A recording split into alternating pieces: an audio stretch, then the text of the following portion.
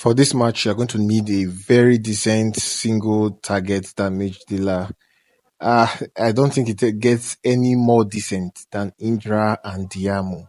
Of course, there are a lot of other options in the game, but I think this one is way more accessible than the more limited heroes like Jingle Bell and the likes, and even what's the name of this character?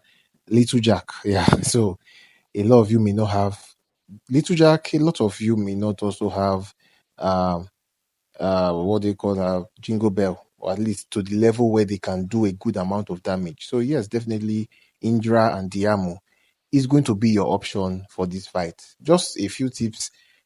For the boss, yes, of course, you are going to target the boss and take the boss down. It doesn't require much more mechanics, but for the sub bosses, I would say try to target the dragons, those flying dragons, those little dragons, target them first.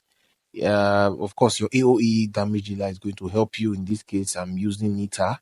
AoE damage dealer is going to attack everyone at once, but when you're going to use Intra, try and be focusing on those little dragons. When you've taken out the little dragons, then you focus next on the hounds.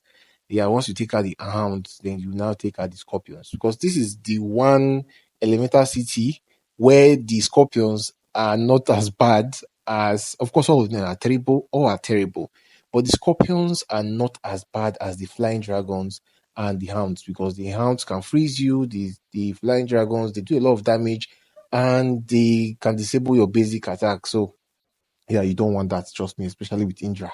You do not want that. So yes, dragons, hounds, then scorpions.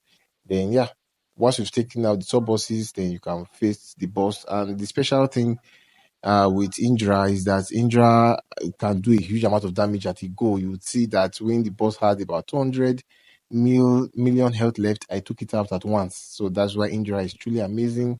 And like I said, it's very much accessible, much more accessible than the limited heroes.